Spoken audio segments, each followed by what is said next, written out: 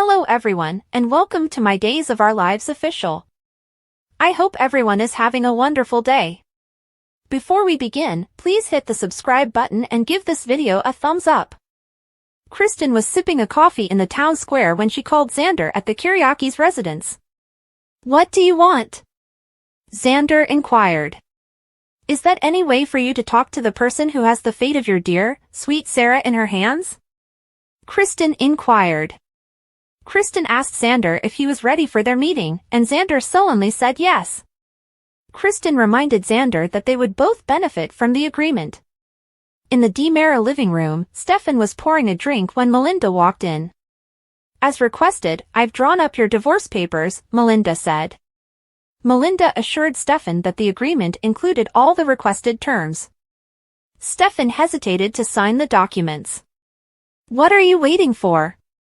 Melinda inquired. "I need a minute." "This is the end of a marriage," Stefan said.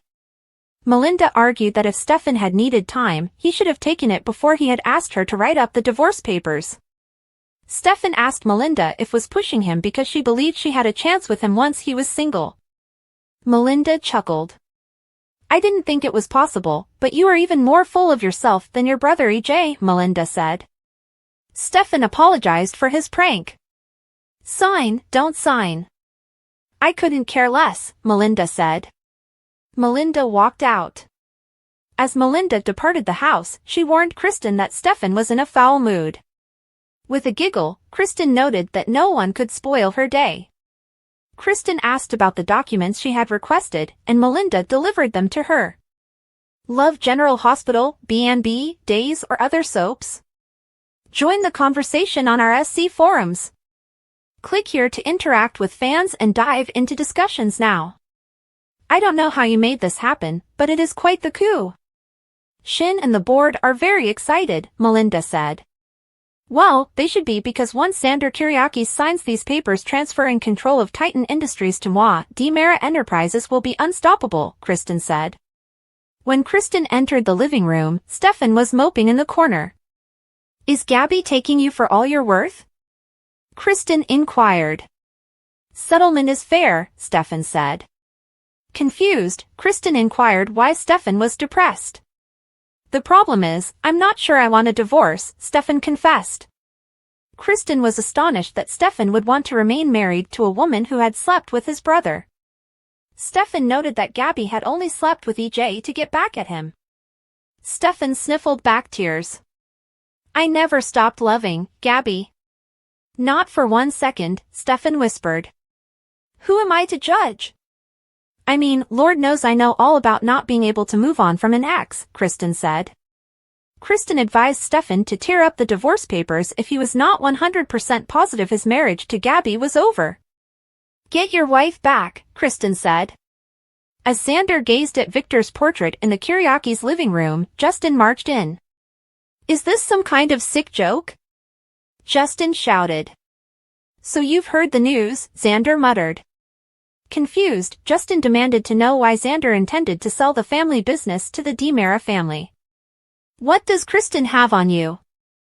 Justin inquired. "What Kristen has is a serum, from Dr. Rolf, that will cure Sarah's paralysis," Xander said. Justin exhaled. "This makes a lot more sense then," Justin said. Xander said he did not know how else to assist his wife. "I certainly am sympathetic to your problem." But as legal counsel, Justin started. Xander interrupted to observe that Justin had no say in the decision. "Victor gave Titan to me to do with as I choose. And I choose to exchange it for this serum. There's nothing you or anyone else can say that will change my mind," Xander said. "Maybe there is something that I can say," Sarah said as she entered the room. Justin departed the room so that Sarah and Xander could talk privately. "Justin is right. You can't do this," Sarah said. Xander dropped to his knees and asked Sarah to comprehend that he needed to do this for her. "Victor left you his company because he saw himself in you. If your father was alive, it would kill him to see you give it over to that viper," Sarah argued. Xander concurred. "But you're also right when you say Victor saw himself in me. And we both know that if it was Maggie's health that was at peril, Victor would move heaven and earth. He would go to purgatory and back to save her, wouldn't he?